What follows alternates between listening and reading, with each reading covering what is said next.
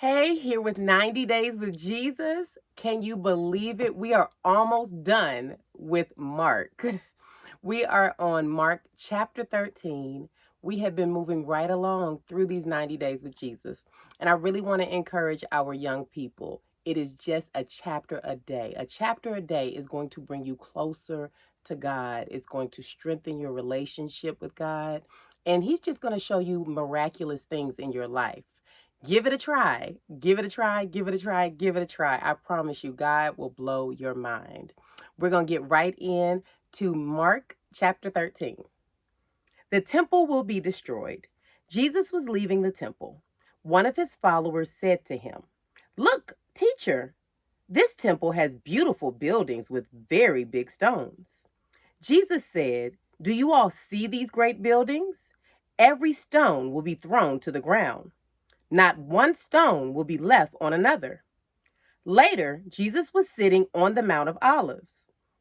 He was alone with Peter, James, John, and Andrew. They could all see the temple. They asked Jesus, "Tell us, when will all these things happen? And what will show us that the time has come for them to happen?" Jesus said to them, "Be careful that no one fools you. Many people will come and use my name. They will say, 'I am the one,' and they will fool many. You will hear about wars and stories of wars that are coming. But don't be afraid. These things must happen before the end comes. Nations will fight against other nations. Kingdoms will fight against other kingdoms. There will be times when there is no food for people to eat, and there will be earthquakes in different places. These things are like the first pains when something new is about to be born. You must be careful. People will arrest you and take you to court. They will beat you in their synagogues. You will be forced to stand before kings and governors to tell them about me. This will happen to you because you follow me. But before these things happen, the good news must be told to all people. When you are arrested and judged, don't worry about what you should say. Say the things God gives you to say at that time. It will not really be you speaking. It will be the Holy Spirit.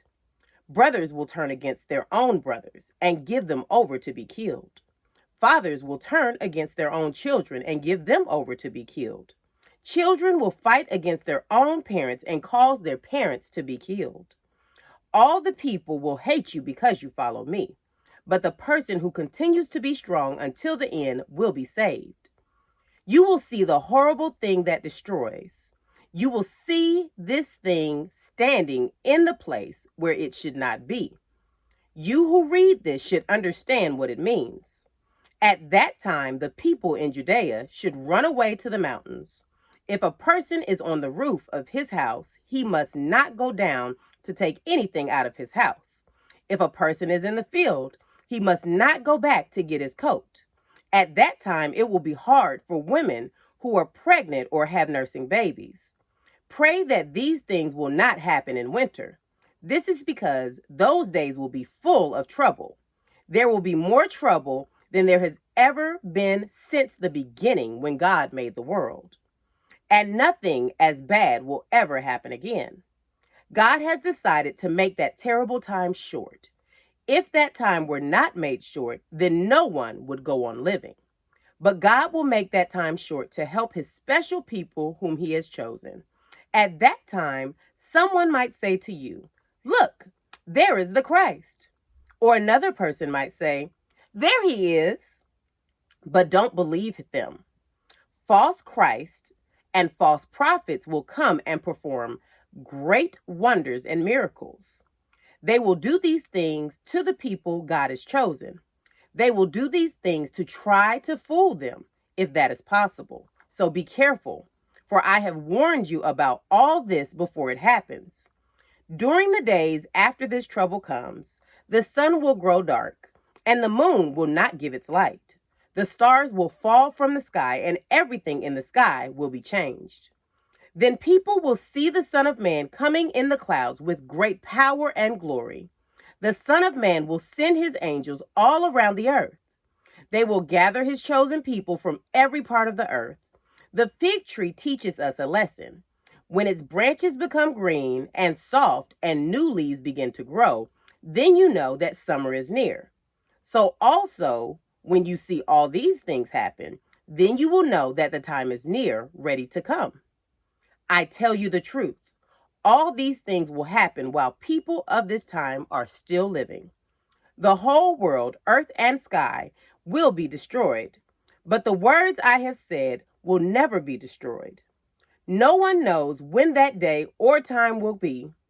The Son and the angels in heaven don't know. Only the Father knows. Be careful. Always be ready. You don't know when that time will be. It is like a man who goes on a trip. He leaves his house and lets his servants take care of it. He gives each servant a special job to do.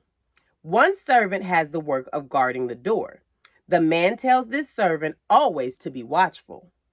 This is what I am now telling you. You must always be ready. You don't know when the owner of the house will come back. He might come in the evening, or at midnight, or in the early morning, or when the sun rises. He might come back quickly. If you are always ready, then he will not find you sleeping. I tell you this, and I say this to everyone. Be ready. That is an amazing word. Be ready. Always be ready. You know, they say if you stay ready, you don't have to get ready. So yes, be ready. I encourage you to go back through this chapter and study it together, parents and kids, kids and parents. Call on each other and say, it's time for us to study the word. See you back with Mark chapter 14.